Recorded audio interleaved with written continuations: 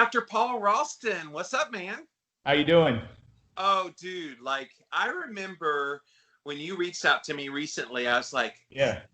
like so familiar. And we were just talking about, you were on one of my old podcasts called Ask the Low Carb Experts, long gone, but still Yeah. out. And it was about low carb diets and low back pain. You're a chiropractor. Yep. It's so funny. I'm reconnecting in 2020 with like so many people I've known. Or like that was 7-8 years ago, however long ago. Yeah. But Yeah, absolutely. it was more than that, actually. Ask the Low Carb Experts ended 2012, 2011. So it's been a little while ago. Yeah, it'd have been something around there. Yeah. Yeah. So it's amazing. Like you reconnect with people because there's a lot of us that have been in this for a very long time. And you're one of those people. Yeah. About health and low carb diets and trying to get people to be healthy. What made you stick around so long? Like a lot of people, they come in and they go, and they come in and they go. And I've been around 15 plus years. I ain't going anywhere. It's like there's people that need this info. Yeah, I hear you. I'm the same way. I've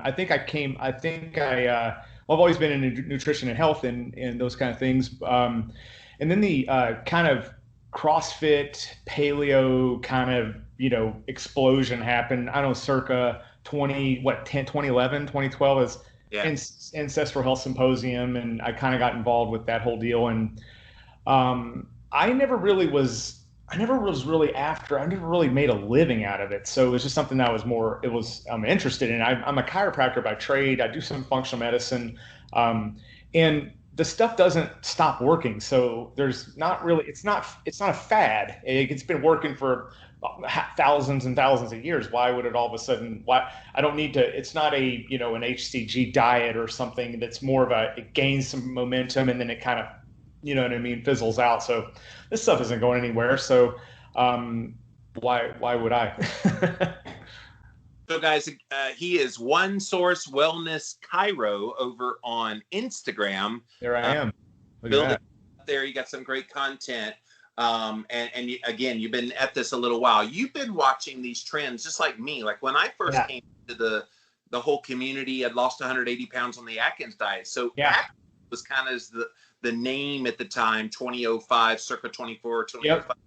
And then there was like a void of anybody talking very openly about, primal paleo came on the scene, and then it had its heyday, and it kind of went away as far as a popular diet, and then keto came along, and now it's starting to wane, and carnivores out there. So there's reincarnations of this kind of thing you've been talking about for many years. Like, what do you think's going on? Is anybody ever going to get the clue that we don't need a diet to fix our problems? Yeah, you kind of wonder. I know you do kind of, you bring up it's like you name different variations of all these, low carb or keto or paleo or primal or what have you. And, most of it just involves the same type of principles. I mean, for the most part, which is no processed junk, low to no sugar on things, and no sodas, McDonald's, fast food, the whole thing. I mean, it's kind of diet can be infinitely confusing, and then also infinitely simple. Depending on what you get caught up in, and that's. I don't know. It's interesting how we make so much of it, and so many people have strong opinions on it. It's really, it's pretty crazy out there. Recent scuffle between Dr. Sean Baker and Dr. Paul Saladino in the carnivore community, the two big boys, about honey. And it's like, really, if at the end of the day we're arguing honey while most people are still stuffing their mouth with Coca-Cola and Doritos and ding dongs and everything else, I think our priorities out of order. I completely agree. I listen to different podcasts, and I listen to a lot of like Adam Carolla, Dr. Drew stuff, and they always have a thing where they'll have a caller call in and they're concerned about parenting, and I'm just concerned about, and it's a trivial thing, and they both kind of go, listen, if you're calling in because of that, you're already a good parent. You're already there. So like if we're arguing like the merits of like remember back paleo was like, is jasmine rice, is that paleo or is that a grain? It's like, I don't know. It's better than French fries. I mean, Or a better one was, if you chill the potato, it's less glycemic, so it's a safe starch So versus safe starch, a yeah. resistant starch. Yeah, it's like I know, and like, okay, we're mincing words with these different things. You're already in good shape. You know, like okay, this isn't is it should I get a Whopper or a Big Mac? Now we got that's another that's a problem. Those if that's your question, so. Yeah, and I feel like, Paul, we have missed the forest for the trees with such an obsession over just diet. I'm starting to get into a lot more, I don't want to call them fringe, but just kind of the outskirts of health that have Mhm. nothing to do with the food you put in your mouth, but yet have such a profound impact. I've been talking very openly about my childhood trauma and Mhm. PTSD and trauma in general. Yeah, As a chiropractor, that jolts the body pretty radically. And so that's but one. And then you've got lack of exercise, you've got lack of sleep, you've got stress, COVID-19, sure. everything this year's just been Yep. massive. You've got Yeah, blue light. I mean, you have all of these factors that why yeah. do we put all of the eggs in the basket and the onus of everything turning around just on diet? It has to be food. It can't be anything else. I know that. I don't know.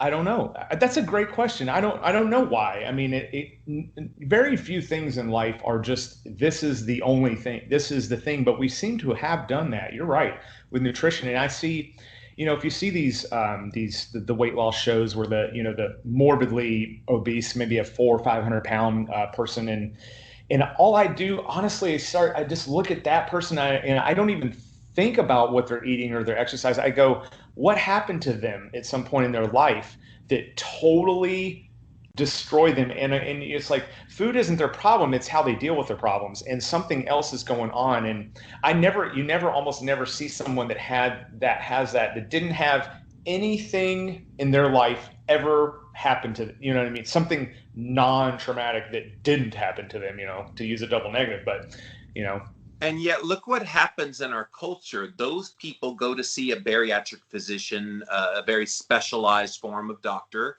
And the bariatric physician says, well, we need to put you on weight loss surgery. Or we need to put you on sure, this pill that helps suppress your appetite. Or we need to, and yet they've never dealt with the underlying never issue. even seen a therapist, No, like it's I think incredible. about I know it's incredible. 410 pounds in my life. And my weight gain happened mostly in my 20s. Well, what Mhm. happened just before that? I had the crap beat out of me every day Right. for 3.5 years. It's And it's I never went to therapy for that. So food became my therapist. that was your therapist, right? Yeah, food was your therapist. It was how you dealt. It wasn't the problem. It's how you dealt with the problem. And it's like, Yeah. yeah, it's. I think we need to get that message. I don't know stalls sometimes. Like you almost.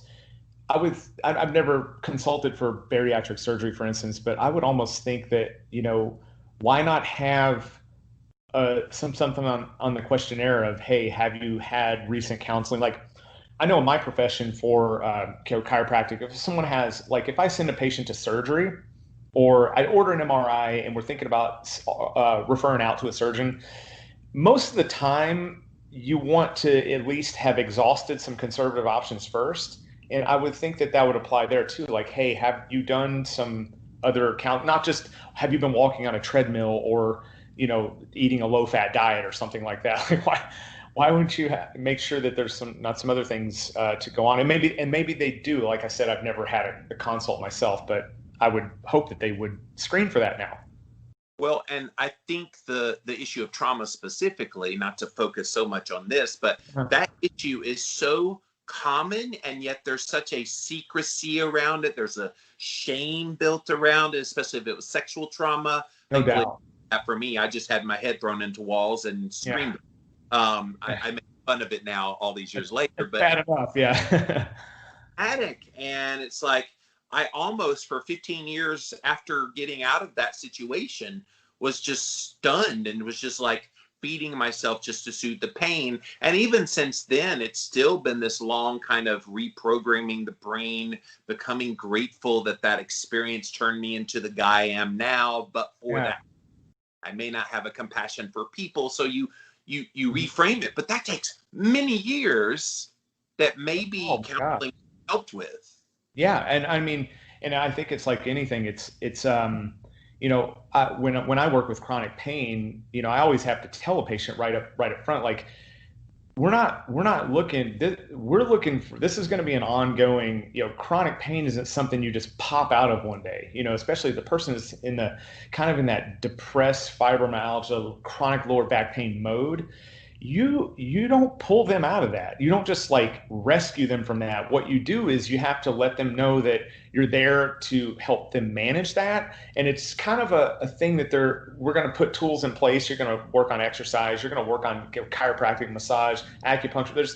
It becomes like a project that and therapy is the same way. It's not something I'm going to have a few months of therapy and then I should be good to go. You know what I mean? No, you kind of got to do the work, and you got to constantly do some work and keep working at it, same thing. And that's like anything in life. If you put it effort, you're going to get the results with as much effort as you put into it, be it a diet, be it a movement, be it stress management plan, exercise, anything. And so let's talk about some of those other things, because I know this is a passion of yours that maybe I turn to food, but maybe someone else turns to playing video games, or someone else turns to doing other nefarious activities that probably aren't healthy for them in the end. Oh yeah.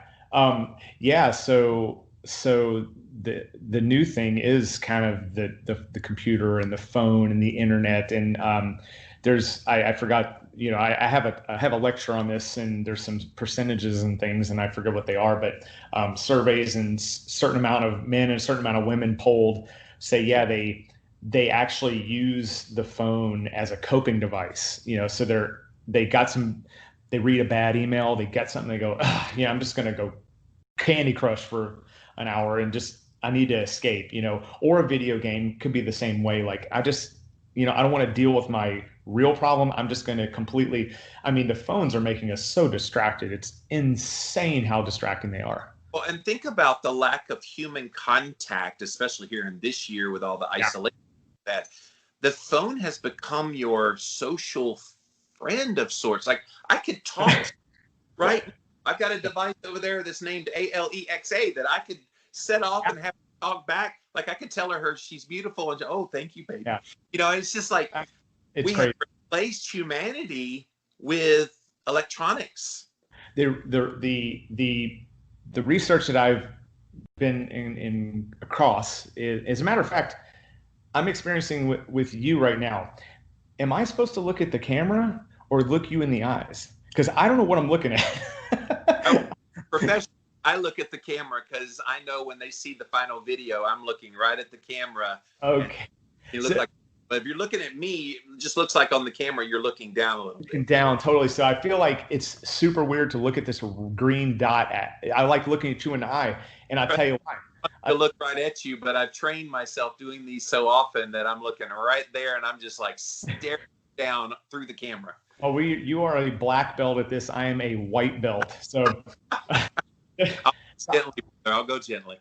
The research that I've come across, though, is for a human conversation to have meaningful impact, a minimum of 70% eye contact through that conversation has to be met. Now, they've looked at kids. Kids are making eye contact 20 to 30% of the time. So they're not even achieving enough eye contact to even achieve a meaningful conversation with other kids or an adult. And that is in part a result of too much texting and too much non-face-to-face. And you pull them out of that and put them in the social situations. And kids now, I'm starting to notice that they're becoming more and more awkward. And I don't think we're on a good pace with that right now. So, Paul, what were the statistics before these electronics became ubiquitous? Let's go back to the 1980s or even early to mid 90s. What were the stats of that eye-to-eye contact amongst kids? 70%. Whoa. Yeah, no. So, that I don't know. Actually, I don't know what the existing was before that. I just know that what it takes to create a meaningful conversation is 70%. Right. Current kids are 20 to 30. I don't know what they may have been. Maybe they were 20 to 30 back then. But what would they get distracted by? I mean, I remember Atari and a little bit of like, but it wasn't like you only played Pong just so much, and it wasn't in your. It was on the screen. You weren't. And there's some physiological underpinnings underneath that. But they're calling the phone is like a portable dopamine pump, and most kids are just carrying it around with them. They get a new like, they get a new friend. Hey, they posted a picture. Why is only so many people? This is like my best picture of my dog that I took. Why did I thought I would have had more likes on that. I don't know why. And so this is no good, These thoughts are no good. We're looking to put our best selves out there on social media. I always use the analogy when I do a lot of lectures on this let's say it's Thanksgiving, you're having the family over, right? You go through your house, and I mean, you're washing the windows, you're cleaning, you're vacuuming, you're doing the whole thing. And by the time your relatives walk over, they walk in and they go, "Oh my God, your place is so nice. It smells so good," and blah, blah, blah. And it's like, yeah, it really doesn't, because we're a mess, just like everyone else is a mess, except we knew you were coming over, so we had to get it all clear. Social media and Facebook and Instagram can be the same way, in the sense that, hey, let's get the perfect picture of this perfect thing that we're doing, this perfect pose or what have you, and put that on there. And everyone's like looking at it, and people, your friends and fans and followers and whatnot, they look at it and they go, wow, that's they're having so much fun on vacation. Like, why don't I ever get to take a vacation? My life sucks. And it's like, no, they just put the best version of themselves, just like your house is always a mess until someone comes over, and that's the best version of your house, but it's not reality. And it messes people's heads up a little bit. That's all. I think that knowledge and that awareness that this is the fake version of that person it can become comical if you say, you know what? Yeah. This is the very best their life is right here. And then you go, okay, that's hashtag goals, but yeah, it's the very best. Yeah, now, some people are very honest, Paul, and I try to be one of those people where you share ugly things as well. Like, I didn't want to talk about childhood trauma, but it was important to start doing. And if I'm talking about some of the continuing weight stuff that I still deal with, I talk about it, but I'm rare. Like, I recognize that. You are. Stick out when you be authentic. And I think that's what's been lost in our generation, not just all the things you just mentioned, which the life, and the regret, and I wish I was like them, and da-da-da, but we've lost authenticity and real interaction with people. I couldn't agree more. I actually have another Instagram account where it's basically just me doing a lot of weightlifting. I'm an Olympic weightlifter, so I do some of the clean and jerk snatch. So, but I will put miss lifts on there, because sometimes you're looking at it's like, man, this guy never misses a weight. He hits every single lift ever. And like, I had a terrible day a couple days ago, and I dropped something. I don't know what it was, but I got squashed by something. And I was like, go ahead and put that out there. I had a bad day. And it's good for other people to see, like, no matter who you are, you don't hit all your lifts. You don't make all your stuff. Oh, there you go. Weightlifter DC. Yeah, there's some miss lifts on there. I put a lot of makes on there, but there's some misses on there too. And I feel like hell sometimes on there. Oh, is this a miss? Oh yeah. Oh, and this is a weight I hit a few weeks ago. There you go. That's a 145 jerk. 145 kilos, 320 pounds. See, if I really missed bad. Most of these, man. Yeah, I make a lot of them. Not to mess with you in a back alley somewhere. No. I have a very tiny skill set. I'm 2 lifts I'm decent at, and the rest is nothing. So, and I look like, if I took my shirt off, you wouldn't even know I lifted weights. So let's just put it that way. Those bodybuilders that lift for, like, power lift, like you're doing. Yeah. The ripped abs, they actually have kind of big bodies up front, and that, I guess that's just to help with leverage. Is that what that does? Well, a lot of reasons, and powerlifting, Olympic lifting. So there's 3 types of, not that you want to talk about this, but since you asked, there's 3 types. So we always kind of joke around it. There's powerlifting, which is bench, squat, deadlift. There's Olympic lifting, which is clean and jerk and snatch. And then there's bodybuilding, which is no lifting. It's just posing on stage. So they called The Olympic lifters are the rocket, more explosive. Power lifters like tanks, they're just big and just strong. And then the bodybuilder is the Ferrari with no engine. So there's like, it looks great, there's no function. And it's very tongue in cheek and sarcastic. And I love bodybuilders, and I've done some bodybuilding too. And it's brutal. Actually, it's one of the harder things you'll ever do. Or a Ferrari with a lawnmower engine. It's probably more. But there's some guys that are amazing. So it's more of it's just a joke. It's a tongue in cheek, and people get sensitive about stuff. But no, authenticity is, I think, not that common. So it's even on my own page, it's like most of it's made lifts. But I try to be as good as I can about putting things when I have a bad day. It's great to let other people. It's cool if you have a bad day. It's no big deal, Right. Get back going, And there's a fine balance, because I know on Facebook, I've got some friends that they literally share every single day all the bad stuff happening in their life. So that's the totally. You've got the woe is me people, and you kind of go, dang, yeah. I need an antidepressant after I read your posts every day. It's like, show something good happening to you to counterbalance all this really negative. And there is a balance there either direction. Oh my God. I know that it's, I think we all, it's one of those deals where in this world we live in now, we all know someone like that. We all know the people that overpost their vacations, and we know the people that overpost their horrible, people that always post about being sick all the time. It's like, I don't care if you have your stomach's upset. Not that I don't care, not care. It's like, I don't know. I don't know that that's useful to air out, but some people do, I guess. Maybe it helps them in some way. I don't know. And then someone tries to say, well, if you fix your diet, maybe you wouldn't have the sickness, and it becomes World War III when that happens. Yeah, it's like, oh my God. Yeah, it's there's we got rioting in the streets now. We got more fires burning in the world. It's almost like, okay, well, just let's add diet to that, because it's about the level of arguing that goes on with, should you be on a vegan diet or high carb heart? It's like, oh my God, I don't know if we're just, what do you think? Do you think we're just getting more neurotic with everything? And that's why everything is, I find that everything's a 10 lately. Everything is like there's no grades anymore. It's not like, oh, this is a 2 out of 10 in seriousness. Everything's a 10, 2020 has majorly impacted us more mentally than I think anybody wants to admit. God. It explains why people scream at a Walmart employee and they're not going to have their mask, and their right to not have a mask. Just bad behavior galore.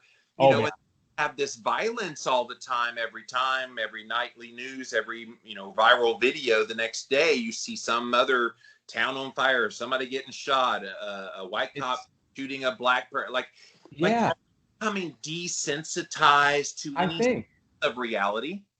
Yeah, and I honestly had this thought the other day, and I was thinking, when George, I remember you were alive, we were both alive when Rodney King happened. And that was like, for me, I don't remember, what was that, 80, 91 or was it 92? 92? Yeah. And I don't know how old I was 16 or something. I remember that being I was like, oh my God, and then, you had some things along the way, the Ferguson, the Baltimore, I think Freddie Brown, and then it was the George Floyd recently, and then right after George Floyd, then you had the Atlanta, and then now the Kenosha, where I live. This is Kenosha's. That's, I don't know, 45 minutes from me, and I just started thinking, remember there was school shootings. It seems like there were school shootings. And then there was another, and then another, and then another. And then eventually it was oh, school shooting. Oh, you do. And after a while, you're as bad as it is, you're another school shooting. Oh, how many died? How many were, you know what I mean? You start you do become in a way desensitized. Oh, another person got killed by a cop. Oh, who, what, where, huh? Oh, okay. And it's just the media is in the sensationalization of everything. I don't know what that's doing to us. I don't feel like anything good is coming of it though. Well, we have certainly lost humanity. Of course, it doesn't hurt Yeah. that mouths and faces are all covered up right now with masks. And, God. Yeah. No kidding. you know, Yeah. regardless of what somebody believes about the mask, good or bad, Mhm. we can't deny it's having a sociological impact on our interaction with one another. 100%. I mean, kids, when they're 2 to 3 years old, I mean, you're in class, and one of the first things they learn, they get the sheet of all the faces. This learn to point to which face is what. Like, does this person look sad? Does this person look happy? Does this person look confused? Do they look scared? And kids, toddlers, they learn to look at facial expression, and I think we remove that, and everyone kind of looks exactly the same no matter what mood you're in or what you're into or what. And like you said, the debate on does a mask help, should you wear a mask, should you not wear a mask, like I don't. It's like one of those. It's like a diet debate. Are you ever going to get to the bottom of it? There's always going to have somebody who feels strongly about one way, and then they kind of find some cherry picked data to support it, and there's going to be someone on the other side that does exact same thing. And I think what some of this stuff what has to happen, and I think about it a lot because it's really impacting a lot of businesses and a lot of families, and divorces are up and suicides are up and opiate deaths are up, all the stuff. I've had patients, have had trouble with alcohol and things like that they're falling right back into a downward spiral. Everyone's gaining weight because they're sitting around at the house. And you start wondering, like, at some point, we all have to do a risk assessment on a daily basis. You say, okay, I need to go to work today. What's the risk of me dying in a car accident on the way to work? Is it zero? No, it's not zero. There's some risk there. You could die in a fatal car accident in a 8-mile commute to work easily. But you at some point have to go, okay, that's a risk I'm willing to take to go to work, and I've done the risk assessment on an ongoing basis. I want to eat this salad from a salad bar, or whatever it is. Could I get E. coli from this? You could, but I'm going to go ahead and roll the dice with it. And I think with this virus, it's the same thing. It's like at some point we got to go, okay, we need an ongoing risk assessment at which, is it safer to drive your car to work in a fire suit with a racing helmet on? Is that the safest way to get to work? Probably. I mean, yeah, but I don't know. At some point, does that get nonsensical, and does that maybe not make any sense after a while? And it's like, risk assessment, and let's just kind of I don't know. I think we need to do better with that somehow. It's funny you mentioned that because Kirk Cousins, who plays for the Minnesota Vikings now, I believe that's the team he plays for. He used to be the Washington Redskins. Anyway, football team. He was asked. I'm sorry. That's right. You can't say Redskins anymore. Yeah, I'm not politically correct. I'm just screwing around. I know. I'm now a Cowboys fan, and so the Redskins are our enemy. Yeah. Kirk Cousins, they asked him, aren't you worried about getting COVID-19, going back to play again? Are you worried about it? And he's like, look, my chances, I have assessed all the everything, and I've assessed that my risk is 0.00001, and therefore, if I die, I die. It was my time. It was my time to go. Then that's like his choice. It's something that's kind of been out of all the conversation of let people just choose what they feel is best based on their own senses. Well, and I think that's reasonable and appropriate. I think that to be fair, the end of February, the beginning of March, I think we maybe had a different set of scenarios and we didn't really know what was upon us. And I think after maybe 4, 5, 6 weeks, we kind of rolled in and it was like, okay, all right, I think we got some things that can slow us down, some zinc and some azithromycin and some different remdesivir, I think is the thing, hydroxychloroquine, some things that we can. So in other words, getting coronavirus now is not the same as getting coronavirus in March, because we really didn't even know what to throw at it other than just watch the person go downhill and put them on a ventilator at some point. I mean, I'm being dramatic, but and most of the people early days, most of the first ones that started to die were very elderly, like nursing homes, one person got it, they all got it, and it became this really big deal. And then, like, some of the stress of all this has been daily tallies of cases and deaths, and now we're learning that not all the deaths were just purely from COVID-19. A lot of them were highly comorbidities, or comorbidities, and it's like, okay, yes, COVID-19 contributed to, but were they going to die anyway in 2020, 2021? I mean, it's kind of that's what's missing, and so that's added more stress. Like, as a chiropractor, you start doing your work on a back. It's tightness in the muscles that makes it difficult for you to subluxations and all the other the problem.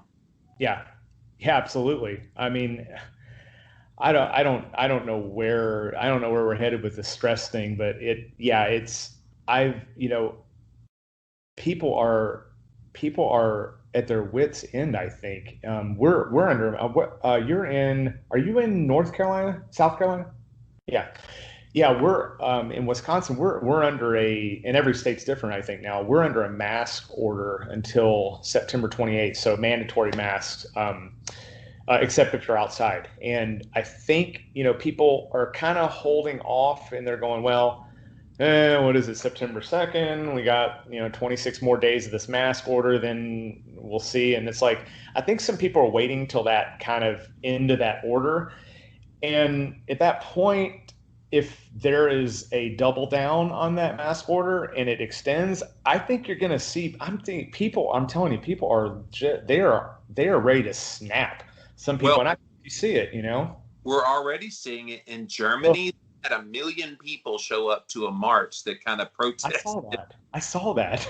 And they're but the first. I think they're getting ready to do it in Australia. Australia is a literal martial law right now. Like, they're people up for daring to walk outside without a mask on at all. They will take them to jail. One lady, I watched a video where she posted something on Facebook. It was basically repost of where they were talking about masks and don't wear them, and the police came to her house. Jeez. She was 1 hour, she's pregnant, and she was 1 hour away from going to see the doctor about her pregnancy, and they're like, wow, we have to take you in. You're a criminal now. Wow. That's wow. Jeez. And I think, it's like one of those things that everyone's got like a super strong opinion on, the mask thing right now. And but what I'm most curious about is, I guess, like, when did I don't know when we became I'm like so crazy about being afraid of things and not like fighting things. I don't know. It seems like we didn't hide from things so much. I feel like we're like cowering in fear, like hiding and protecting ourselves. And like, I don't know. I feel like something happened with that. I don't know if everyone that keeps talking about it makes it worse, and just makes it just keep parlaying over and over again. I don't know. I know everyone wants me to be super scared of it, but I'm just not. I can't get there. And I think the media has ginned up the fear, and when people are in fear, they pause rationality in the midst of fear. And then you've got people who've been through stuff in their life, and they're not fearful because they're more resilient mentally. Yeah. I think the people that are going the most crazy and at their most wits end right now are the ones that haven't been challenged before. This is the first major kind of challenge of like who and what they are, and they don't have to handle it. And so that's the people that we need to be most concerned about. Yeah. I too am not living in fear. I go out my door, and what happens, happens. I'm like, I'm not worried about it. I'm my health is very good because I've taken care of myself. Yeah. Weight notwithstanding, I'm still very healthy. And so these are the kind of things that moving forward, like, we got to get people to get a grip. I know.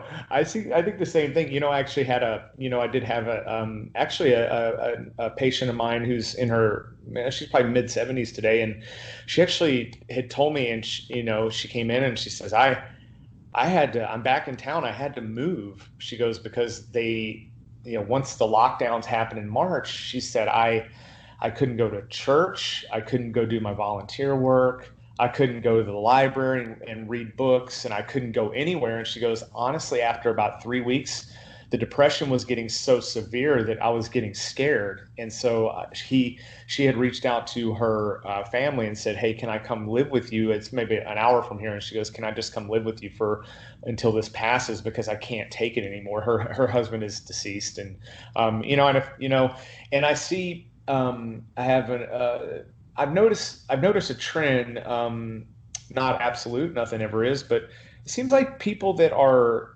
in their older tend to, like you said, maybe what you make is a good point. They've been through more stuff, so this isn't there. I think at this point, 6 months into this thing, they're kind of like, yeah, okay, I'm good. You know what I mean? I'm just gonna live life how I need to live it at this point.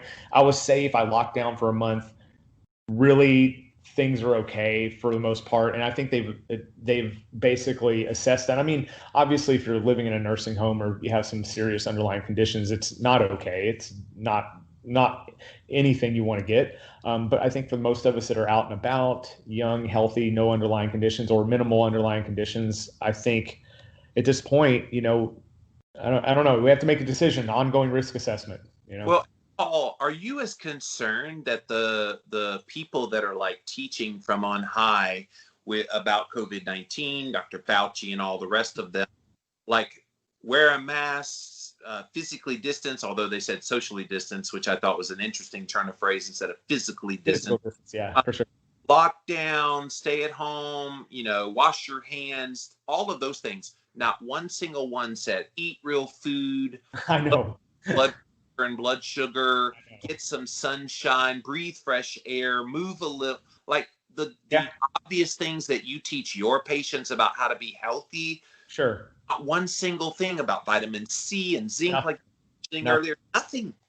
Yeah, I know. And what's interesting too is I look at some of the the CDC and the WHO and Dr. Fauci and everything like that, and I start thinking to myself, well, wait a minute, when did they ever really get anything right? I mean, the food pyramid was wrong for how many years? And then the food plate and my plate and all. Like, I'm going to listen to you guys. You clowns can't get anything right. And I don't know. I just kind of like at some point you just kind of lose your patience with it. And, especially when there's just going back and forth. Well, we only said that you don't need a mask because PPE was going to run short supply. It's like, okay, well then you're kind of lying to get an outcome. I don't know if I like that kind of attitude either. What else are you lying about? First it was gloves. It was gloves on everything and spraying your Amazon packages down. And it's like, okay, now we kind of realize surface contact is a very unlikely way to transmit this thing, except I go to the gym now and they're like, I mean, you could perform open heart surgery on the bathroom floor of the gym. That's how much they wipe it down. And I'm like, okay, guys, did you realize? Are we going to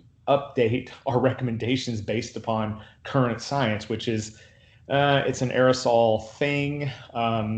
The excessive wiping everything down, I don't know. Is it good? I don't know. Is it bad? I don't know. I always tell them, leave a little bacteria for me. Yeah, that's what I was just going to say. Like, we're going to the germ theory of things, and if you kill everything, you're killing good stuff too. It's like, you can't build antibodies and T cells without being exposed to a little bit of stuff. You have to have, and I always say, if you were training an army to go into combat in a foreign country, would you give your soldiers any sort of small arms or rifle time and range training? Of course. Why would you send an army with a bunch of weapons into combat and they've never even shot at a target? So we're asking our immune systems to basically go into battle with no target practice. It's like you got to give it some bugs for some target practice so it can kind of prime itself a little bit. That way you can go out into the world and not, get every little bug there is. I mean, you get a kid, I got 4 kids, and, you get your kids, it's like, when they go into daycare when they're young, they are nothing but sick for 2 years straight. They're just one rhinovirus after another, one cold after another. But you know what? At some point, they don't get sick much anymore. All of a sudden, they don't get sick is all. And you're like, wow, okay, they built some resistance, and I don't know. When I lived with a Navy couple in college, I went to grad school in Virginia Beach, and they had 2 and a 1-year-old girl. the kids were always sick. And when they got sick, everybody in the house got sick.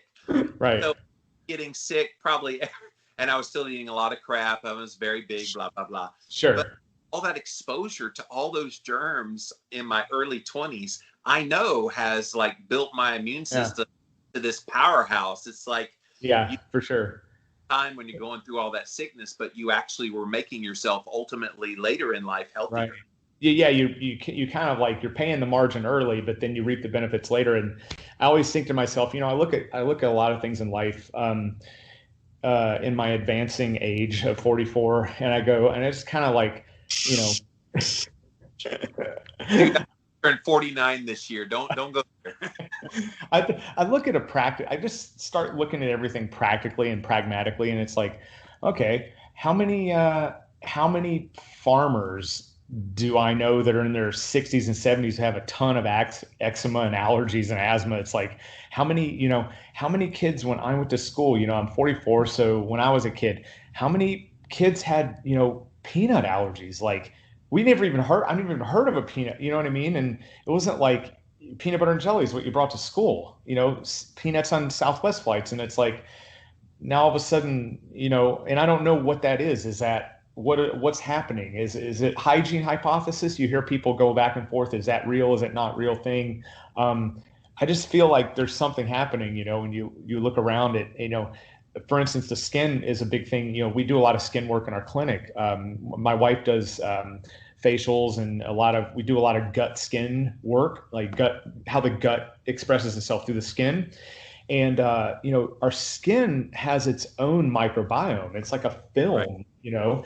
And if you're just blasting it with the Purell all day and wiping it down and scrubbing, you're taking away everything. You're not leaving any good bugs that are kind of residents of that area to help protect in the event you did get contaminated by something that maybe is a little bit more harmful. Now you've lost your first layer of protection for that. So I think, we know that quite clearly with antibiotics, blowing out the entire gut flora, over nothing is a bad idea. I mean, obviously they're life-saving in many, many circumstances. But we do know that the microbiome in the gut is important. But many people don't realize there's a miniature kind of microbiome on everything: the eyeball, the nasal cavity, the skin, the mouth, everything, everything that there is. And I think we should, we got to get the message out to maybe be more mindful of that. And, you don't need to put Purell on 5,000 times a day. It's not, I mean, there's, maybe you're not scrubbing in for surgery. You know what I mean? Well, and now we're having the problem where a lot of these Purell type of products, the antimicrobials, they are toxic. They have like actual ingredients in them that are harming. On top of taking away the bacteria, now they're harming you.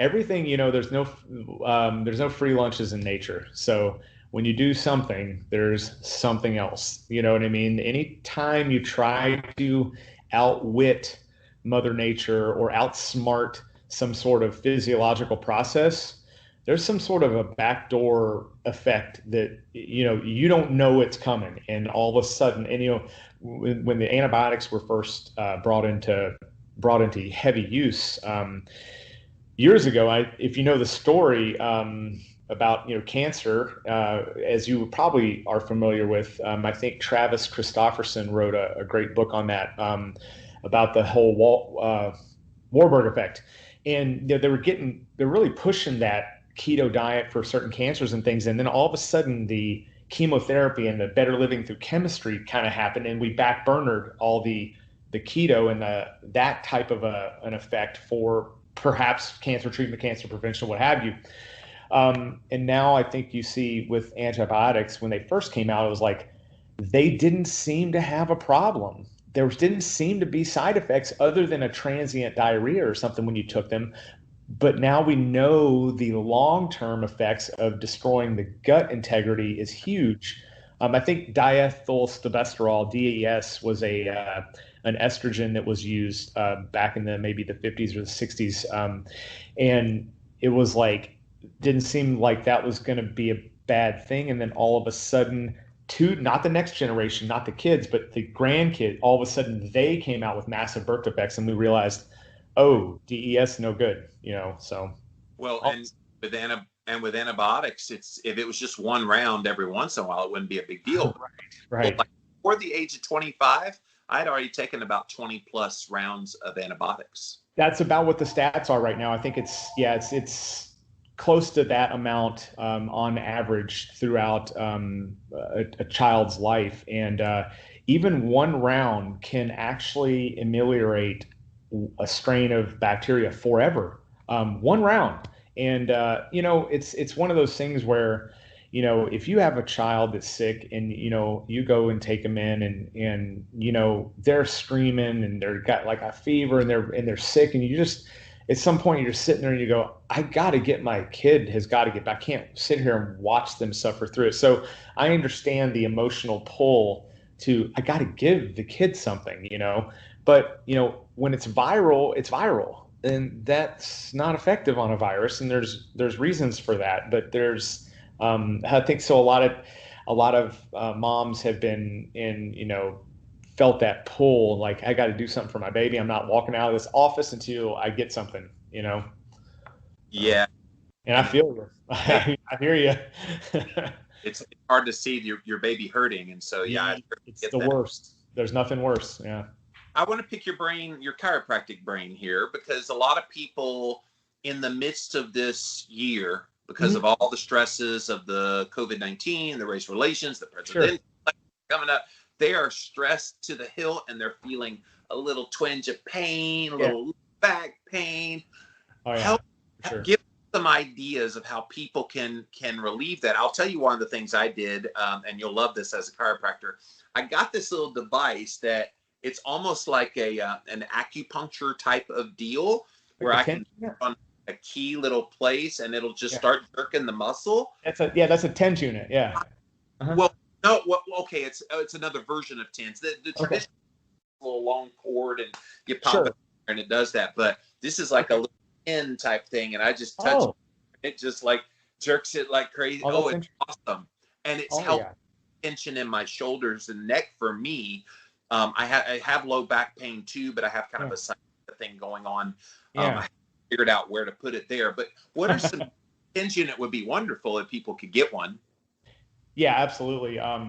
And what I noticed with the virus, and when first lockdowns happened back in March, everyone, of course, went home, right? They went home to work, and people had expert what do you call it, like an ergonomic assessment at their job. And so they all are in these perfect like work settings with the proper chair and the proper everything. And now they're going home and laying on the bed on their computer, and they're on the couch sideways and crap like that. So I was seeing exactly. So I on the phone, honest to God, and I saw so many people coming in with like weird headaches, and she's like, I never had this before, and I know it's the way I'm working. I set my workstation in the kitchen now, and it's just not the right height, and I just don't feel right. So postural modification, I don't have my phone in here with me, but I'll tell you a really big thing that I go over with patients is with the devices.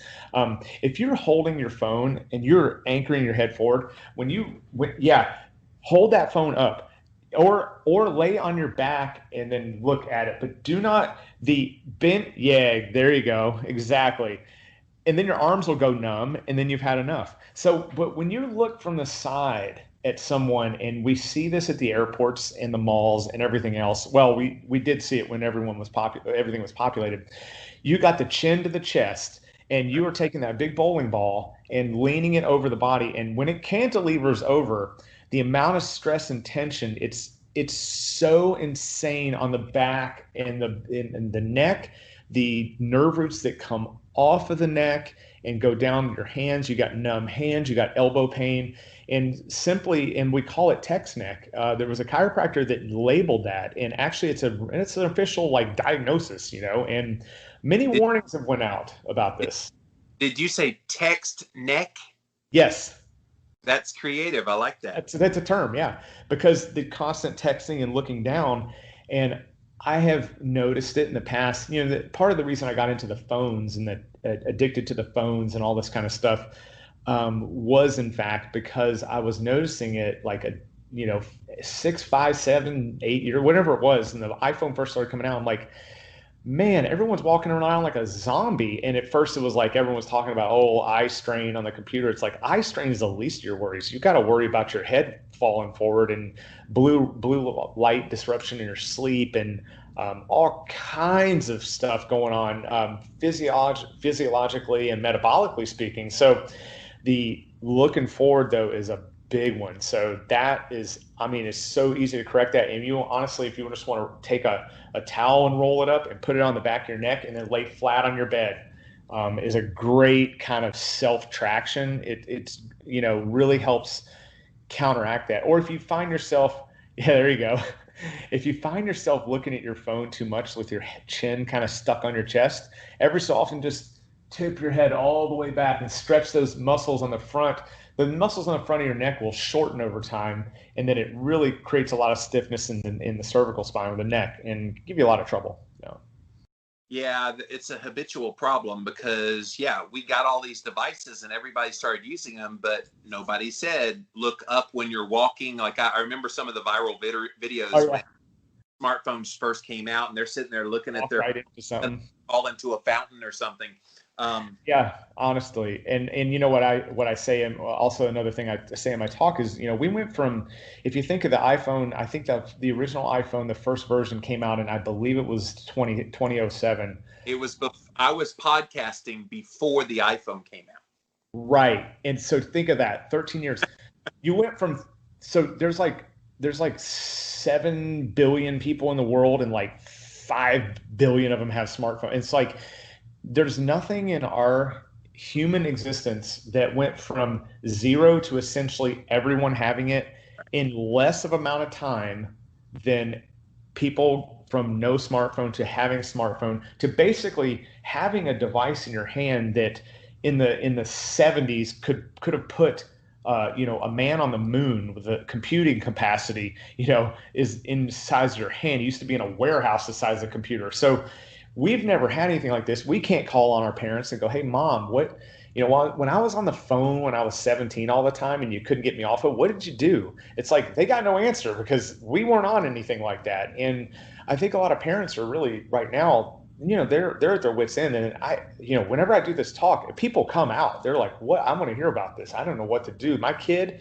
is in it deep on this phone and can't get them off of it. Yeah. So what's the name of your talk? I call it different things: tech addiction, screen addiction, phone, addicted to phone, yeah.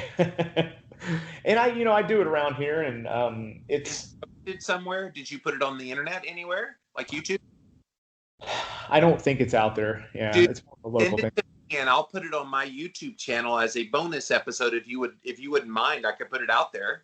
Yeah. Okay. Maybe I'll do that. Yeah, because I have a few followers. So. Yeah. Exactly. Or I could actually do the talk and then send it, like read through it or something. I don't know. That might be an idea to do that. Actually, I've never thought of it. See, guys, helping him out with his lack of tech. He knows that you shouldn't be using it like this. But I can't turn Skype on. I really don't know how to use it. Skype. I'm like, what's Skype? It took me an hour to figure out how to download it. Like, that's not a medium that I'm familiar with. I could put a talk together. Welcome to the 21st century, because as much as we've been ragging on some of the technology, it is a beautiful thing when you know how to use it well and get messages out. That's what I try to do. Another thing I say is, I love my car and I love to drive it, but I just don't think my 6-year-old should be driving it. No. So yeah, it's great, but I think kids have, they lack the executive decision making in their brain. So it makes it more difficult for them to kind of put it down. They don't have great emotional regulation. So it makes it hard for them to say no to a game they're in the middle of, or to texting or Snapchatting or whatever. They really have a hard time with it. They don't have that the brain hasn't cemented until you're in your late 20s. So it really is still rapidly developing. now they're being all exposed to this stuff, and it's just, it's a mess. So, all right, Paul, I thought of an idea. You send me that video and we'll attach it to the end of this interview here. Okay. So it'll be an extension of what our discussion had been here today. So if you're game for that, make that recording. I'll make the recording. I'll have to figure out how to do that. I can just read through the slides. Got a camera on it, just push record and take a video and just do it. Yeah, we'll work. I'll help you out, brother. Perfect. Awesome. Well, man, thank you so much for being here today. Oh, yeah. You guys, One Source Wellness Cairo over on Instagram. And if you dare go check out his powerlifting, just type in Paul Ralston and Weightlifter DC. DC. That would it what is it? Weightlifter DC. Weightlifter DC. Sorry, I had weight loss on the mind. You want to see an old bald man lifting. And definitely watch his faux pas of lifting 1,000 pounds. So but thank you so much for being here today. For sure. Awesome. Thanks for having me, Jimmy. Always a pleasure to talk to you. Hey everyone, this is Dr. Paul Ralston from One Source Wellness and Chiropractic. I just had a discussion with Jimmy, and we think we went over my screen talk that I give, and we're going to go ahead and attach that here. So I'm going to go ahead and go over this with you guys. So 6.5 billion people in the world. The slide's incorrect. It says million, but 2.5 million of them have cell phones. So that's a lot of people. Basically everyone has a phone. So I'm going to go over some statistics here with everyone. So this is just I would say a potpourri of stats that I've kind of come up with and researched. These stats are they're no particular order. It's just kind of an intro to some of the tech screen addiction types of nature of those slides, and we'll be going over everything in detail in a minute. So China has identified internet addiction disorder as its #1 health crisis. So not cancer, not heart disease, not diabetes, internet addiction disorder. South Korea is actually known as the internet capital of the world. There's more internet usage in South Korea than any other country. Now, South Korea has opened up 400 tech addiction rehab centers, and so in school, they give every student, teacher, and parent a handbook in which details the potential dangers of screens and technology. So they don't just give the kids their tablet, they actually give them a handbook and lets them know, hey, this is a device that, can potentially have lead to some consequences. 97% of American children between the ages of 2 and 17 play video games. So 97%, let's just say everybody, right? So your kids are going to be doing this. According to the manufacturers of the Call of Duty franchise, it's been played more than 25 billion hours, which is equal to 2.85 million years, longer than human existence. That is hard to imagine, actually. 1/3 of pre-K children in the US have their own full-feature tablet. 4 out of 5 children surveyed. This one's really disturbing if you have kids. Even if you don't have kids, it's disturbing. 4 out of 5 children surveyed unable to tell the difference between an adult and another child when talking to someone online. Okay, average age of first exposure to pornography online is 11. And unfortunately, this number is continuing to decline. 54% of college-age students, so half of them, reported sexting as a minor.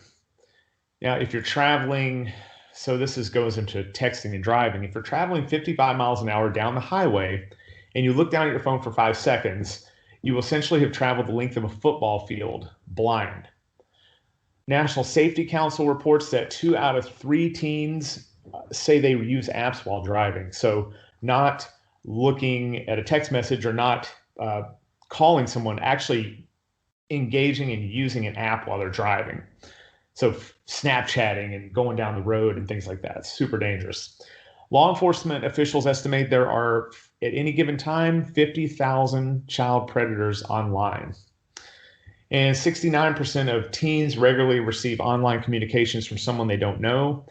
and they don't inform their parents or their guardians about that communication. Okay, 1 in 33 youth have received an aggressive sexual solicitation, meaning that a predator asked a young person to meet, they called a young person, or they sent them money or some other correspondence. 55% of teens have given out personal information to someone online that they don't know. And 22% of teens have lost their friendships with someone due to actions on social media sites. I don't know what the number is in adults, but around this time in our country, I would say that number is probably ratcheted up even over 22%. New research has found cortical thinning in children spending greater than 7 hours of screen time per day. And people hear that stat and they go, 7% or 7 hours a day. Well, that sounds like an excessive amount, but I've actually given this talk and I've had kids go, 7 hours a day? I wish I only spent 7 hours a day on my devices or playing games. I mean, we're talking people spend 15, 16 hours a day on devices and screens. Cortical thinning, of course, is a risk factor. That's what is shown in dementia, Alzheimer's, and early onset of memory loss and things like that. The frontal cortex that thins. So not a good thing, especially not in children. Children spending an average of 2 hours of screen time per day scored lower on aptitude tests. Okay, so addiction. So open-minded. So this is an interesting kind of thought here. What puts us on the top of the animal kingdom is our sophisticated brain. That kind of we developed the ability to use tools, multiple things that sets us apart from other predators on the planet. Human brain takes about 25 years to mature. Most important part of that brain maturation process occurs when puberty begins. So this is a key time in our evolution in which the most important part of that brain maturation takes place. The biology of puberty makes the human brain uniquely fragile, making teens in that puberty time particularly susceptible to addictions and mental illnesses. And unrestricted access to screens is driving the epidemic of depression, anxiety, and addiction, the likes of which we've never seen before. Okay. Now, many people are going to use the term abuse and addiction interchangeably, but there's definitely a difference. Okay, so abuse of a substance definitely can have negative health effects, but abuse doesn't majorly disrupt someone's life. Addiction, on the other hand, is when you are continuing to, do a behavior in the face of dire consequences like, losing a job, divorce, even your own life. So that's a key difference. Now, addiction has the characteristic of stimulating the reward centers of the brain, and repeated stimulation leads to a change in the actual functionality of the brain. Now, from a neurobiological perspective, actually addiction is a nice flow through to anxiety and depression. Okay. So serotonin and dopamine. So these are technically the only two things we enjoy. Dopamine is our motivating neurotransmitter. So it's what's released into it's called the nucleus accumbens. That's considered your pleasure center when we perform an action that will satisfy our desire. This is an important evolutionary adaptation because the dopamine hit is a survival mechanism. Stimulating that dopaminergic pathway incentivizes essential biological functions such as reproduction and eating, the two things that we need to do to stay alive. Food and sex is good. Thus, we seek out these activities in order to activate that dopamine high. However, natural dopaminergic activities such as eating and sex, they typically come after effort and then delay, whereas addictive behaviors such as gaming, drug use, those kind of things provide an actual shortcut to this whole process. The pleasure centers in this case with something like gaming or drug use will become constantly flooded with dopamine, except there's no biological purpose for that dopamine. So unfortunately, we haven't evolved a way to handle this dopamine flood. So when someone becomes addicted, they experience a shutdown or reduction in dopamine in order to give the receptors actually a break and some relief. This results in the addicted person needing more of the behavior or substance to achieve that feel-good result. So research shows that people who are predisposed to addiction have lower baseline levels of dopamine, thus they feel a greater sense of reward from dopaminergic activities. So in other words, a person that's kind of walking around with a lower baseline level of dopamine, every little thing that would stimulate them gives them a bigger bang than a person that, say, has a higher baseline level of dopamine without any stimulation. Would take more of them to kind of get addicted to something. So various substances raise dopamine in different amounts. So chocolate can raise dopamine 50%, sex can raise it 100%, cocaine 350%, and crystal meth 1200%. So it you get an idea how addicting some of those substances could be. So serotonin and GABA, these are two neurotransmitters. Serotonin is our calming feel-good hormone. And as soon as we receive our reward, what happens is you get the reward from doing the activity or taking the drug or playing the game or whatever it may be. You get a shot of serotonin that actually is what allows you to enjoy that reward and feel good, whatever that reward may be. Along with that shot of serotonin, you get a shot of GABA, which is our main inhibitory neurotransmitter. It means it inhibits things. So think of your GABA as your brakes on the brain, and dopamine is the accelerated. So both of these are about kind of on a daily basis, kind of halfway pushed down until you get a reward. And then the serotonin actually goes up, which will cause GABA to go up. And then that puts the brakes on everything, on the dopamine. So hypothetically speaking, let's just say we take the brakes off. Then you get a constant flood of dopamine with no real purpose. And because there's no reward, you get no serotonin to help you feel good. And because you get no serotonin, the GABA is attached to the serotonin to help regulate. So you get no regulation, and you just got a constant flood of dopamine. Okay. Slides. So Dr. David Greenfield, he's an assistant clinical professor of psychiatry at the University of Connecticut, has been quoted as saying, people are now carrying around a portable dopamine pump, which is your phone, and kids have basically been carrying it around for about the last 10 years. Pretty scary if you really think about what can happen with that. So briefly, video game addictions, pretty controversial. Some people insist that it doesn't exist. Other people say, well, the person is likely to be easily aggravated by other things too. So and then there's other people who say, it's absolutely for sure there's aggression tied to aggressive video gaming. So I'll just go over a couple stats on that, a couple things to go with that. One of the ways that people get hooked on video games in the first place is known as variable reward scheduling. So video games are designed with a reward system that's totally unpredictable. You don't know when you're going to get the next kill or the next reward, let's say, and this constant tension, it's kind of a pull of not knowing when that is going to come. It kind of keeps you in the game. It keeps you kind of going. Same concept as a slot machine. The player will develop an unshakable faith that the next time is going to be the big hit, right? So with slot machines and these things like that, you just keep going, and they actually do studies on this whole mechanism, and they've taken people and put them in a slot machine, and when they remove the losses and you just keep winning and there's no loss, people actually, it's interesting, they get tired of playing really quickly.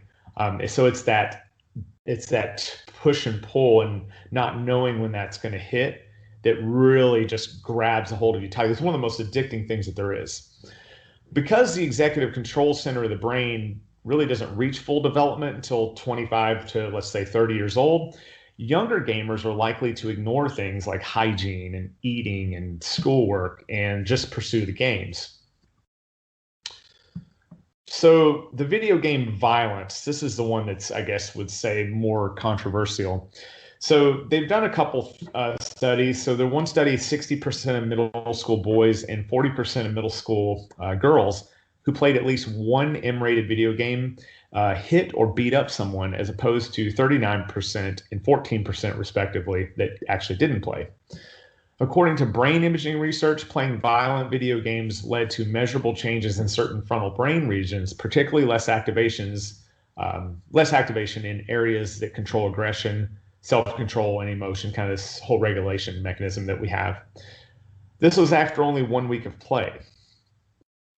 So there's also something called game transfer phenomena, and this is a really interesting phenomenon. I had never heard of it before. There's a great book. I'll put it in the notes. There's a slide at the end. Nicholas Kardaras. He is really an expert. He's a complete black belt with addiction with screens and especially with kids.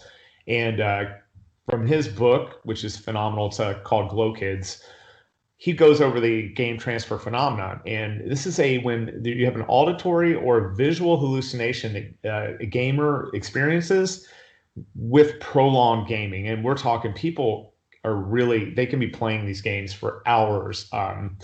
There's been anecdotes of people playing, let's say, World of Warcraft. I think that's one of the big computer games, for 60, 70 hours, wearing diapers and not even going to the bathroom and just really locked in. It's insane.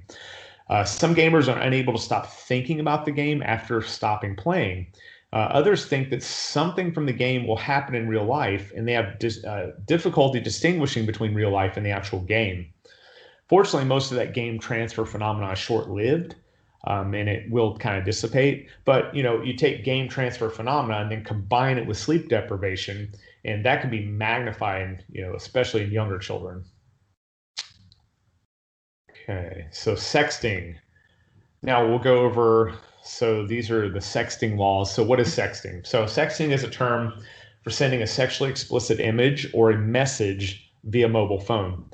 Sextortion is known as a felony crime that occurs when someone threatens to send your private sensitive information if you don't send them sexual images, provide sexual favors, or money. Happens way more than people think.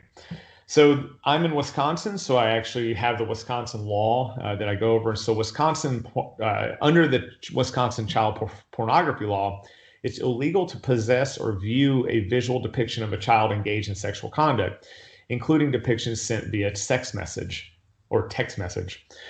It's also a federal crime to use a computer to ship, transport, receive, distribute, or reproduce for distribution a depiction of a minor engaging in sexual explicit conduct or any material that otherwise constitutes child pornography. It's another federal crime to promote or solicit sexually explicit material involving a minor. So even if a teen is prosecuted for sexting in juvenile court, the punishment can be up to $10,000 and 3.5 years in jail. And an adult who possesses or views child pornography, including sex messages, can face a $100,000 fine, 20 years in jail, or both. In addition, an adult punished under Wisconsin state laws for sexting with a minor may have to register as a sex offender. And as many people know, having to be on that sex offender list is essentially it's a life-destroying, catastrophic event for you. This makes it really hard to kind of re-enter normal life even after getting out. Okay, hypertexting. So hypertexting. So Americans send, it's unbelievable, 69,000 texts a second, with over 6 billion texts sent per day. Now, the younger a person is, the more texts they send. So users between the ages of 18 and 24 send an average of 109.5 texts a day and more than 3,200 a month. While now boys and girls, they text at the same frequency, the girls tend to have more of an emotional, psychological attachment to texting behavior. And because of that, they can tend to have a little bit more of a difficulty controlling it. So again, just like addiction, like an alcoholic or drinking too much or actually being an alcoholic, there's a difference between just sending a large amount of texts and then there's compulsive texting, right? So one is more abusive, one can equate to addiction. So like with alcohol, if one person drinks, let's say two people drink the same amount, for instance, but one is unable to cut back, or they start lying about how much they're drinking, that would be the more serious drinking problem. So compulsive texters, surprise, have higher risk of other impulse control behaviors, such as trying a drug, multiple sexual partners, abusing alcohol, those kind of things. Technoference. So everyday interferences and intrusions from mobile phone use. So technoference, another word, I didn't put it in the talk. It's called phubbing, and it's called phone snubbing. So if someone is talking to you, you're engaged in a conversation with someone, and then all of a sudden their phone, they get a notification, and while they're talking to you, they go and they look down at it. That's the new word, is called phubbing. So your phone snubbing that person. You're basically telling that person, without saying it, that whatever's going on in their device in the phone is more important than the current conversation they're having with you. So in a recent Australian study, men and women reported using phones as a coping strategy rather than deal with more pressing issues. I've been there before, actually. 1 in 5 women and 1 in 8 men now lose sleep due to the time they spend on their phones. And I will actually go over some slides on sleep in just a second here. 14% of women and 8.5% of men try to hide the amount of time they actually spend on their phone. And 8.4% of women and 7.9% of men attribute daily aches and pains to mobile phone use. So screens and depression. Most studies back up the theory that as social media and technology have made us more connected, we're actually becoming more depressed. Aside from the potential for increased anxiety and depression from too much social media, other recent clinical research is linking depression to increased internet use. So just not necessarily being on Instagram or Facebook, but just increased internet use in general. A 1998 Carnegie Mellon University study found that web use over a 2-year period was linked to increased depression, loneliness, and the loss of real-world friends. Social media, such as Facebook and Instagram, it can temporarily relieve loneliness that a person may feel, but it's not going to get to the underlying need for real-world communication. With lack of real-world friendships and peer interaction, the dependence on the phone and internet will actually grow, and you'll feel more dependent on it, which leads into a vicious cycle of, being on it more because you feel like you need it more. But as you're on it more, you're losing real-world communication and interaction, and so just as the cycle continues. A 2014 study in the journal Comprehensive Psychology looked at 2,293 seventh graders and found that internet addiction exacerbated depression, hostility, and social anxiety. So less social, more media. We're social creatures by nature. We need human connection. We have to have it. It's crucial for us. For a conversation to have social relevance, 70% of the time, you have to have eye contact. Today's adolescents maintain eye contact 20 to 30% of the time. They're being trained almost by using their devices so much, actually detraining them to make eye contact. 2.27 billion people are on Facebook. And what we see with things like Facebook and Instagram is people putting their idealized image on there. So in other words, I give the analogy of cleaning your house up. I think I went over this with Jimmy. Cleaning your house up, to have some friends over for a get together, like a Thanksgiving or a holiday or what have you. Your house doesn't really look like as clean as you just made it.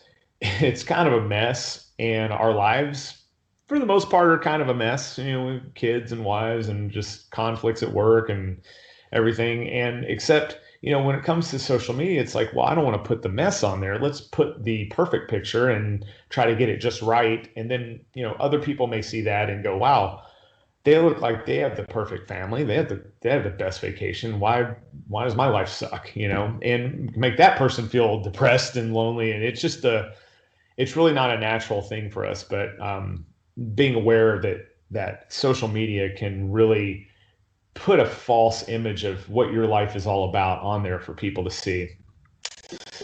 Okay, so text neck. So this is basically the person that's looking down. This is really becoming a problem. So what I do, I'm a chiropractor by trade, and I started seeing several years ago many kids starting to come in, more than normal, and I was like, what's going on? And I just started looking at it more, and it was, really being on devices and keeping your neck and your chin pulled down puts a ton of stress on, the spinal structures in your upper back and your neck, give you pain down the arms, shoulder pain, elbow pain, wrist pain, hand pain, headaches, all kinds of stuff. So they actually named it text neck. That's what it's called. So you can, it's becoming a bigger problem actually, nationwide, worldwide. Okay, I'm going to skip that slide.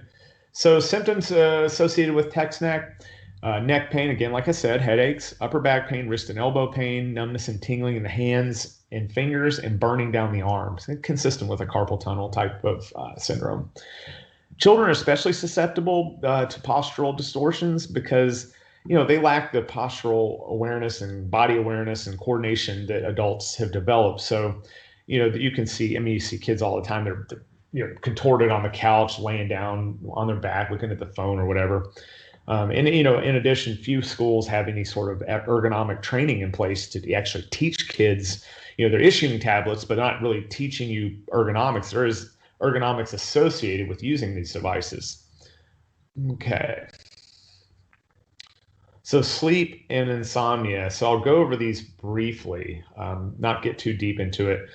Sleep-wake cycle affects nearly every aspect of human physiology, including brainwave patterns, immune function, hormone regulation, cell regulation, and metabolism. So basically everything. Two-process model of sleep regulation. It was first described by Dr. Alexander Borbely about 3 decades ago. And that changed the way the world understood sleep regulation. That's actually process involved in it. So I'm going to kind of give you a generic kind of a 30,000 foot view of sleep regulation. So two-process sleep model is what Dr. Borbely kind of proposed, and it's basically stuck around since he proposed it. You have sleep pressure and wake drive. Once it's process S and process C, if you really want to look it up. I just go over it. Sleep pressure, wake drive is a little bit more easy to understand, I think, even though it can be hard to understand. So when you wake up in the morning, there's a pressure to sleep that starts. And that pressure builds until the time you fall asleep at night. And once you're asleep, the pressure drops and then you wake up in the morning.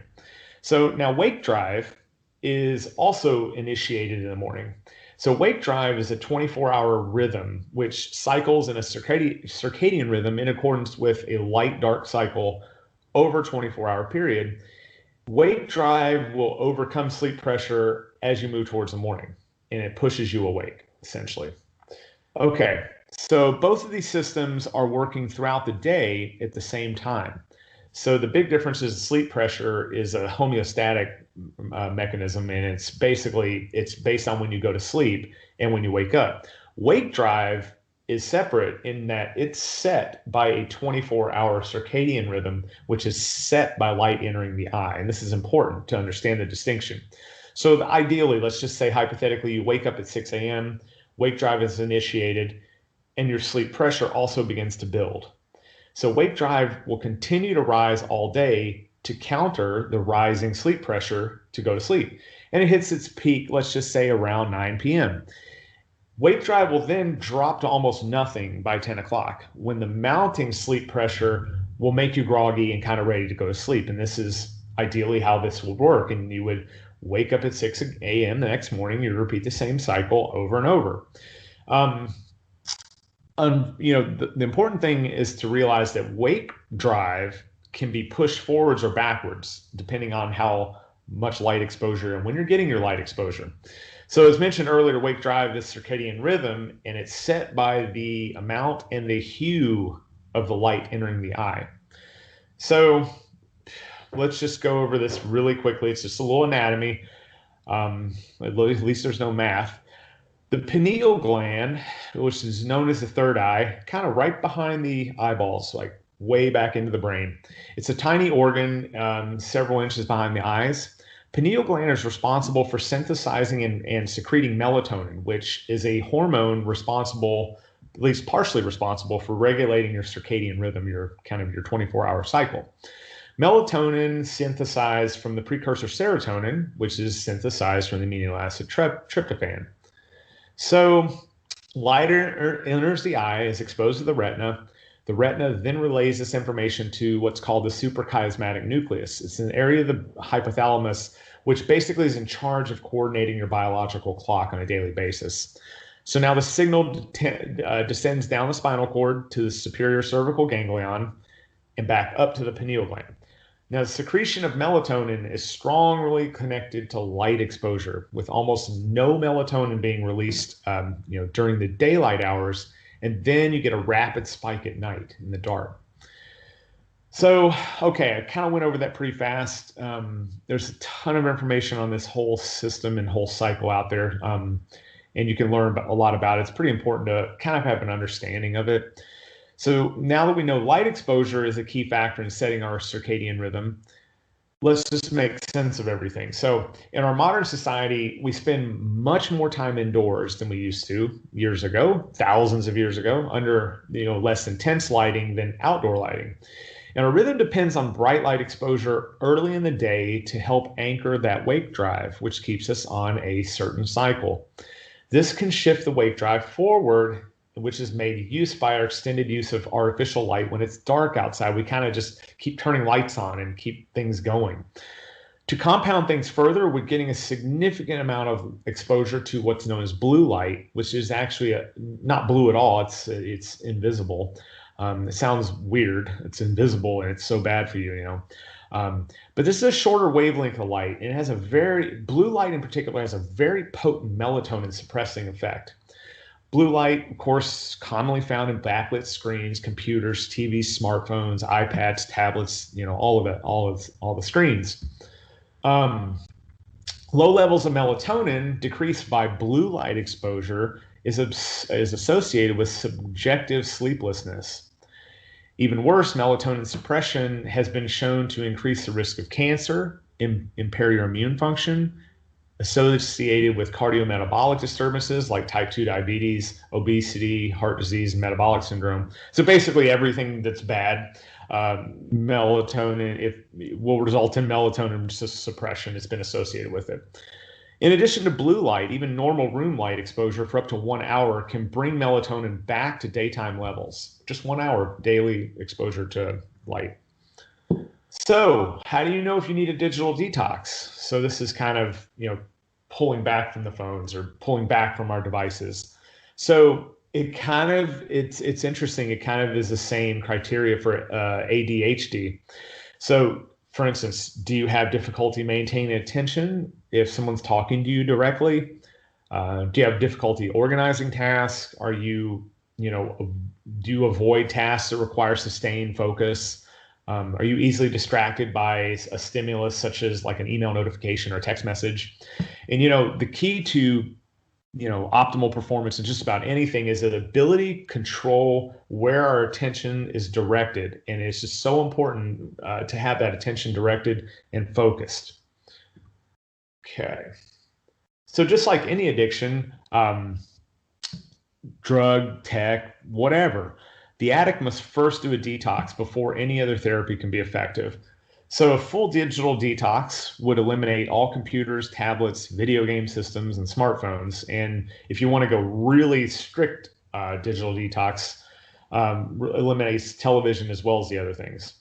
Prescribed time is 4 to 6 weeks, which is, again, the time it takes to reset a hyper-aroused nervous system. Again, as I mentioned before, Dr. Kardaras runs a couple tech rehab centers, I think one in Hawaii and then in Austin. And this is kind of what he's prescribing.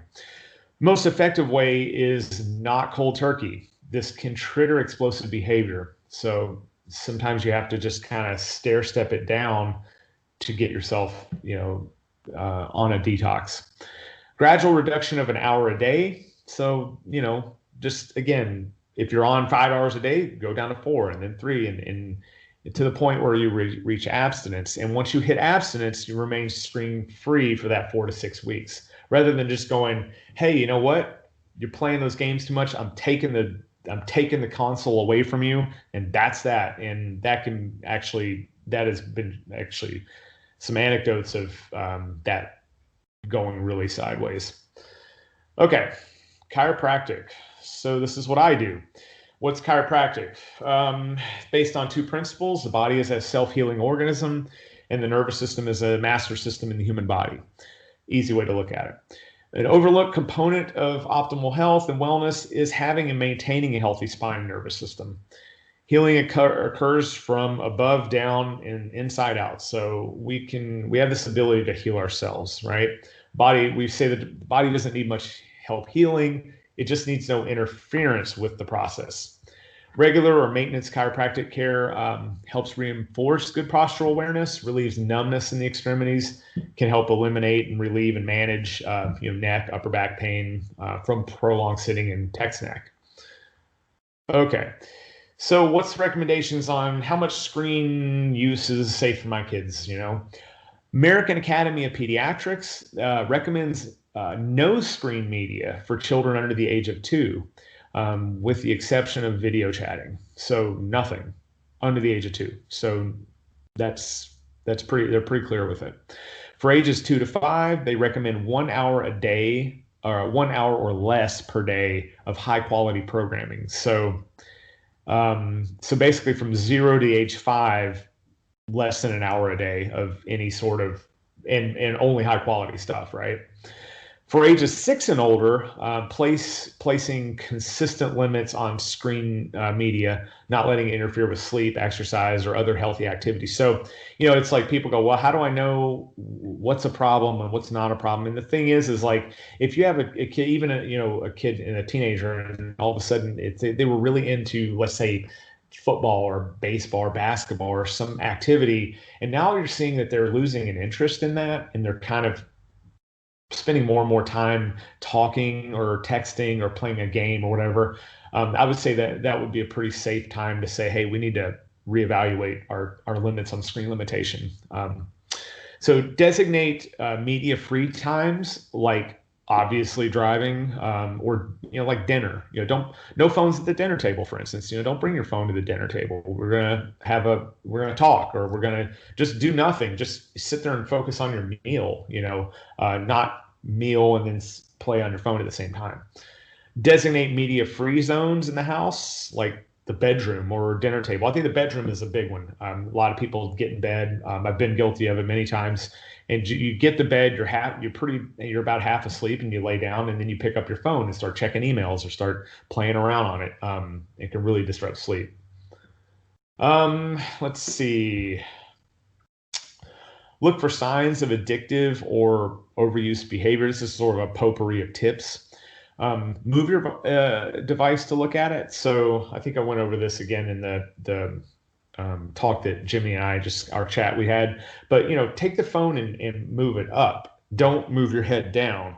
So that's the way you should do it. Or lay on your back and hold your phone up so you support your neck. Filter your blue light on your devices with, I use f.lux on my computers, so PCs or Macs, it works for both of them. It's a free program, runs in the background, and kind of dims and filters blue light accordance with, you set it to the time. It's super easy to set up, takes 5 minutes, super easy to use. Set that on computers and laptops. Use Night Shift on your iPhone, or I think it's called Twilight for Android. Again, those aren't perfect. Filtering night shift and things like that. Better to actually get the blue light filtering, glasses. Those are much more effective. But at least you can do is you can, filter it with the Night Shift, right? This is an interesting one. Put black electrical tape over your laptop camera. There's some spyware, malware, and things that can hijack the camera and kind of look around in the room, and who knows, that might be no good.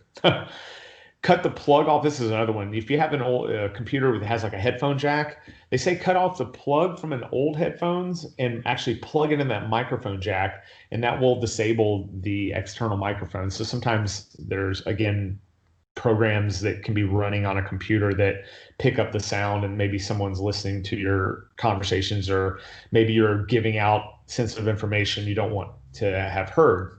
So hackers are getting really good at getting into your stuff. Recognize the difference between digital vegetables and digital candy. So digital candy is like, just Facebook and, social media and stuff like that. And digital vegetables will be like maybe research or something that you're looking up that's, educational in nature. Practice mindful meditation. That's an easy one. Easy as in there's lots of ways to find mindful meditation online. Hard in finding the discipline and the time to actually do it consistently. I like the Wim Hof method. Wim Hof has a great app that you download and do the breathing exercises. I find that it's very, very effective. I really enjoy doing it. Set a time a day when you set aside time for checking email and social media. So not a rolling ticker all day where you're just constantly checking your email. Just say, hey, from 6 to 7 in the morning, or 7 to 8, or whatever it may be, or at night, that's when I'm going to do my social media and check in on my email. And if you could develop some discipline with that, consistency with that, it really helps. Look at a distant spot for every 20 minutes looking at a screen. So you stare at your screen for every 20 minutes, look down and stare at a distant spot. Helps with the eye strain. Download a screen time tracking app. My favorite is Moment. Moment is great for getting a real world look and trying to really holding yourself accountable. And wow, I just spent 3 hours on my phone today, or whatever it may be. Clean and organize your phone. So get rid of your slot machine apps, the ones that just suck you in and you just keep going on them. Like an Instagram is like a slot machine app. You just, just the scroll never stops, right? Consolidate your black hole apps into folders and get them off your home screen. So this has been really effective. If you take, like, let's just say Snapchat, Instagram, Facebook, you've spent a lot of time on those, throw them in a folder and put the folder on like way deep into your phone. And believe it or not, you'll actually, and if you use something like Moment, you'll actually track and see how much you're actually looking at those things. And the deeper you bury them on there, the less you look at them. It's kind of out of sight, out of mind, right? So use your lock screen as a reminder. So you can actually take a picture of something, or take a picture that says, or write on a piece of paper, hey, stop looking at your phone, and then take a picture of it and save it as your wallpaper. And so when you get ready to open your phone to look at it, and it goes, oh, stop looking at your phone. And you can kind of think, hey, do I need to be on my phone right now? Or am I just doing it because I'm bored, or, I have some downtime at it? But maybe you don't even just, as a way of kind of minimizing the amount of exposure you have on your phone. Get an alarm clock and charge your device in a different room from where you're sleeping. So people always say, oh, I got to have my phone in my bedroom on my nightstand because I use it for my alarm clock. And it's like, that's kind of like a junkie talking. Take your phone and put it in another room, and then go buy a $5 alarm clock from somewhere and just use that for your alarm clock, old school ways. Put your phone out of reach while driving. This is a great tip. It's harder than you think, especially if you're using, you talk through your Bluetooth or you're using your GPS or whatever. But if you actually put it away from where you can't touch it, you'll just try it, and you'll be surprised. Like when you're driving, like, oh my God, I'm looking for my phone. And it's kind of, you don't realize it until you actually try it. Download an app blocker, another trick, such as Freedom for Apple users or Off Time for Android users. You actually block yourself from looking at apps. It's really, crazy how we have to discipline ourselves. Okay. So resources, I put a few resources up on here. You can look these up. Again, Glow Kids, a great book. A lot of my material has been derived from some of the work Nicholas Kardaris has done. It's really eye-opening. DigitalCitizensAcademy.org, DCA.org is a great resource. NetAddictionRecovery.com, ScreenAgers.com. Good stuff there. And Thank you for attending. Thank you for listening. Technology is not going to go away, so we got to use it safely. Learn how to use it safely and responsibly, because it's not going to go away. It's just going to become more involved in our lives. So education is key. We really understand what we're doing, how much time we're spending, and try doing this digital detox and a digital fast. See how you feel. Like, start just like, don't take your phone to work one day or something like that, and just see, you'll notice a difference in productivity. If you found this information useful, please contact me. Gladly present this talk. I do it at schools, businesses. I can do Zoom with it, what have you. And that